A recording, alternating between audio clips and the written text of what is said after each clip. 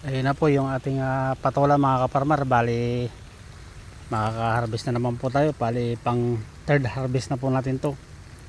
Harvest na naman tayo mamaya. Ayan, ipapakita ko lang po sa inyo yung ating mga patola. Ay napakaraming bunga mga kaparmer, oh.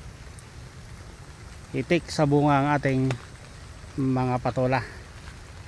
Ayan, ganda.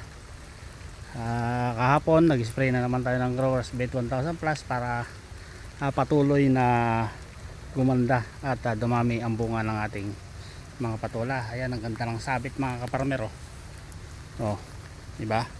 Yan ang technique nito mga kaparmer. Pagka nakasabit na ganun, ibababa lang po natin para dumiretso. Kasi po pagka hindi po natin naibabayan ay haliliko po siya, marireject na. Ayan, tingnan nyo naman yung mga bunga, puro diretso, yan mga diretso. Ang ganda quality mga kaparmer ng ating mga tanim, ng mga bunga ng ating patola. Napakaraming bunga mga kaparmer, tingnan nyo naman, di ba? Napakanipis pa niya, no? Ang nipis pa, hindi pa napupuno tong ating balag, pero ang bunga talaga namang hindi po tayo pinabayaan talaga. Dami, ganda ng bunga nila. Ito medyo napabayaan ko po to, malaki na nung aking may baba, pero medyo diretso pa man, good pa rin yan. Ayan, ganda, quality mga kaparmer, ganda, diba? Ayun, isang technique lang yun, isang tip na malupit ni Kaimas. Ayan, bali kahapon nga pala mga kaparmer, nakapaghulog na naman tayo dito ng 0060 na may kasamang complete.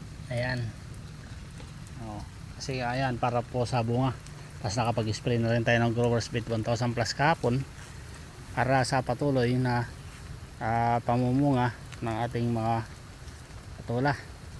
Ayan, ayan, ito, yan, kung mapapansin nyo po, yung mga dahon sa ibaba ay naninilaw na.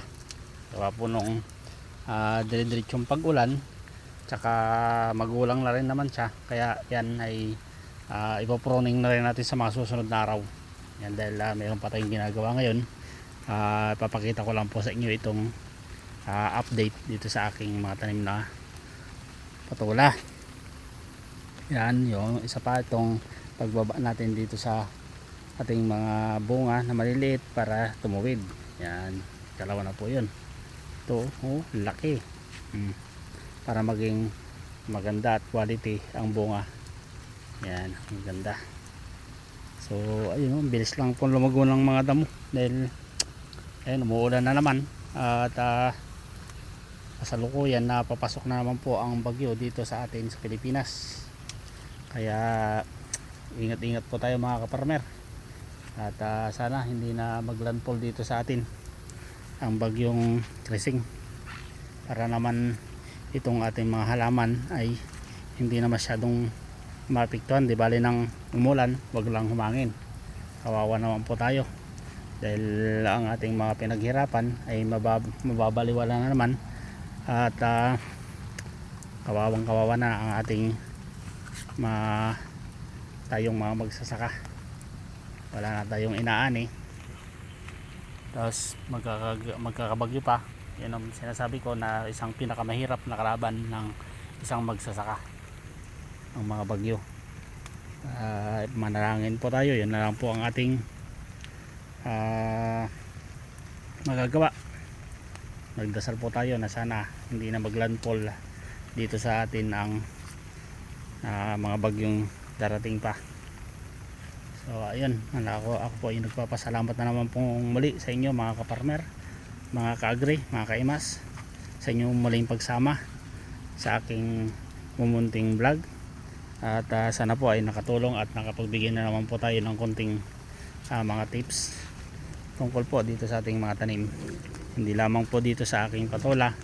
At sana po ay patuloy nyo pong suportahan at subaybayan Agri Kaimas Vlog na nagsasabing masaya ang buhay pag may mga tanim na gulay. Happy farming po sa ating lahat, at God bless us all mga kaparmer.